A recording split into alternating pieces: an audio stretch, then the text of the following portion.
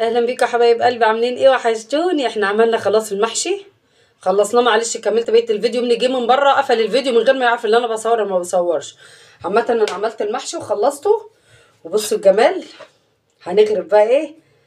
مش شايفين كده اهو؟ بتنجان والفلفل تحفه. بنزل لكم الفيديو الاولاني، وعندي خيار مخلل. بصوا هنصور بقيه الفيديو كله ونخلص ونوريه لكم تاني. بصوا يا حبايب قلبي، بصوا يا حبايبي بقى الجمال والحلاوه.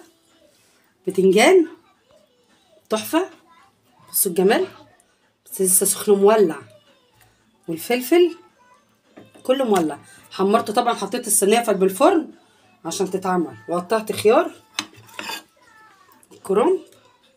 بحب انا الاسمر اللي هو الورق الاخضر، جوزي والعيال ما بيحبوش، انا بحب اكله.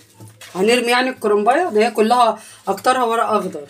وبصل الاخضر والشطه طبعا عشان ايه؟ نولعوا الدنيا ماشي، ونظبطوا الدنيا كده.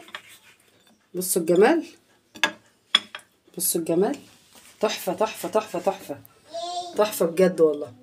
هننضف بقى المطبخ ونشوف اللي ورايا. وبصوا هنا عملت ايه. بقيت الكرنب مسكته، رشيت عليه شويه ملح وحطيته في البلاستيك، انزل ميته 10 دقايق بالظبط كده. وما انا رايحه ايه، حطاه بالبرطمان بتاعه، احط عليه شويه ملح وحته شطه صغيره وشويه ميه، ونسيبوه بقى على كده. ماشي يا حبايبي.